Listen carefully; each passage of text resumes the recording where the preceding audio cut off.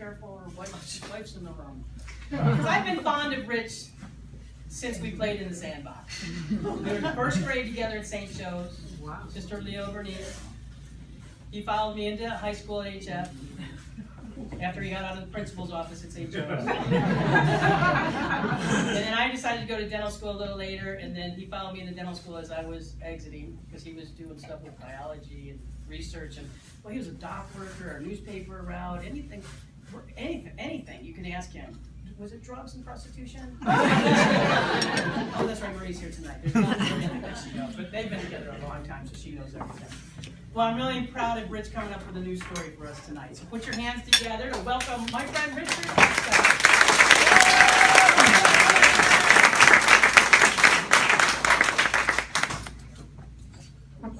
Good to see friends. My parents, but mostly my dad, always wanted to sail down the Mississippi, go up to Minnesota, rent a houseboat, and travel down to New Orleans. It was their favorite city, and it was his dream to do that. But life got in the way, and his plans were delayed, and then, sadly, death got in the way, and his plans, he set them aside permanently. And my father passed away a year ago. He was 4 days short of 96, so he won. That was keeping score. Same day that B.B. King died, as a matter of fact. So, he got a little more publicity, but my dad, he had the blues too. So anyhow, my problem became, well, how do you deal with grief? I'm the luckiest guy in the world. I have not lost a sibling or a child. My parents' generation is now finally gone, but that's it. I'm the luckiest guy. So I don't know the process, so I invented something. Dad died in mid-May, and come early July, I had time off. And so I dusted off my motorcycle, and I was going to do like a Then Came Bronson thing, where I'm searching for truth. And so I ride my motorcycle up to my sister's house and make a little ersatz ceremony where I mix a teaspoon of my mother's ashes with my father's ashes in a little vial that you get from the pharmacy. And I duct taped it to the handle of my motorcycle because I'm a guy, duct tape. And I thought they'd like the view from outside the bike rather than stuck in there. And so I took about a 2-day ride from the northern part of Lake Michigan over to near Bemidji, Minnesota, where the Mississippi River begins at Lake Itasca. And in that time, as I'm traveling, it's just me and my thoughts. And I'm processing, how do I, who was this man who made me who I am, that I emulated, that I watched, that I listened to, that I learned from. And he had, he was a quiet man, but he had, profound lessons, like, and which are especially germane, in the political climate today. He said, one of his favorite bon mots was, opinions are like buttholes. Everyone's got one, and they're usually full of crap. So and in the days of Facebook, he was years before Facebook. Got that down. And the other thing, he kind of pointed out that life is short. We were on his 80th birthday. I came down from where I live. He was living by himself here in Homewood. And I took him out to San Fratello's for pizza. And so the two of us are sitting there at the table, and we're waiting for our order to come. And he slaps his hand on the table and goes, "Damn it!" I said, "What's the matter?" He goes, "I'm 80 years old." I go, "Yeah, that's why we're here, Dad." No, the guy inside was 20. And I'm like, oh. Now this was 16 years ago.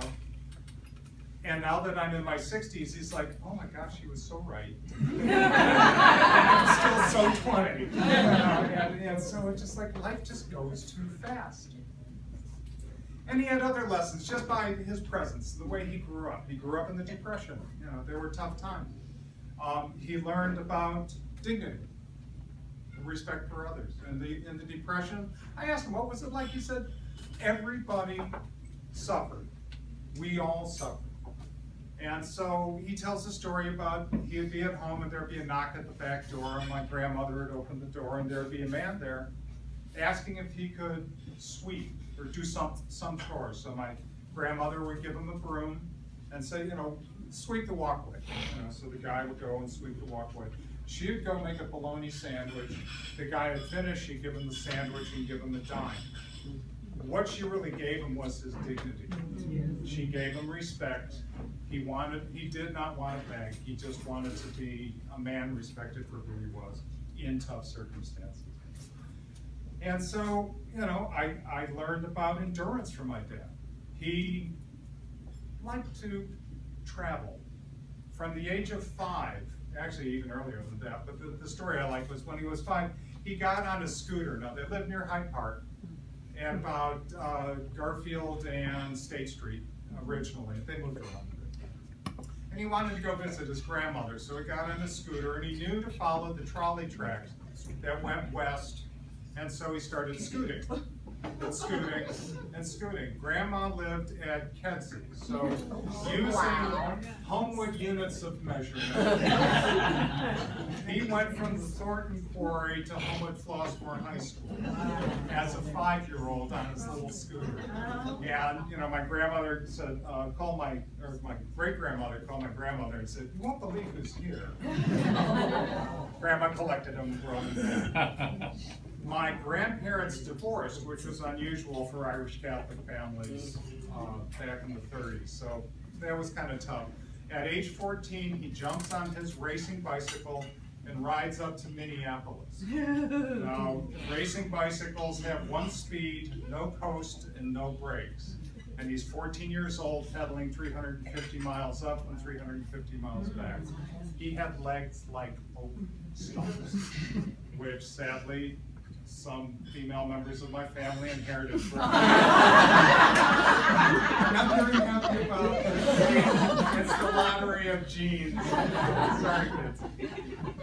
And so, you know, so I learned about endurance, but also emotional endurance. He had an extremely tough time. My mother suffered from depression after some of the kids were born and needed to be hospitalized because that's what they did in the 50s. They didn't have the medicines that they have now. They had electroshock therapy. So my mom's in the hospital for months and months, and Dad's got an 8-year-old, a 6-year-old, and an infant at home. He's got a job where he's working 6 days a week in a factory on the south side of Chicago, and he loved my mother so much that he just kept it all together and brought her back in and helped her heal when she got out. So he taught me a bit about endurance, you know. And he taught me about grace as well. He died, well, he taught me that dying is hard business. It isn't easy. It was sort of protracted, but he did it as gracefully as he could. You know, he was thankful for all the little ministrations that, especially my sister, who he was living with at the time, took care. And he would just, you know, be grateful for that little sip of Pepsi or that little bit of ice cream that we gave him until he just couldn't eat or drink anymore. Now, his last words were "thank you." It's just like, it crushed me when I heard it, but it was so Dad. You know, so it was so Dad. So I have all these thoughts while I'm on my motorcycle, and I finally get up to Lake Itasca. And I, you know, took out my Swiss Army knife and cut the duct tape and got the little container, and I walked to this bridge. Well, I went to the headwaters themselves, and there are about 50 people swimming there in the Mississippi. And I'm thinking, this would be gross. Do this to them. So I go about 100 yards up the river, or downriver, and there's a little footbridge, and nobody's around, so I'm standing there. And there are these trees, and the songbirds are singing, and it was just this idyllic spot. And so I thought, this is it. You know, this is great. So I get to the edge of the little footbridge, and the Mississippi is a creek. It's 10 feet wide and crystal clear right there. It's just gorgeous. And so I open up a container, and I just start sprinkling the ashes. And to them, I'm saying thank you. thank you for, giving me the life that I have. I'm truly blessed, there's no doubt about it. So it was very sweet.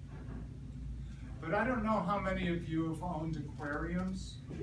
There's this curious thing when you lean over water and start sprinkling from a canister.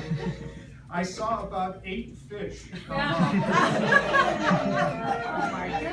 And sort of like Ruth was saying, it's a circle of life. It goes around and around. So thank you very much.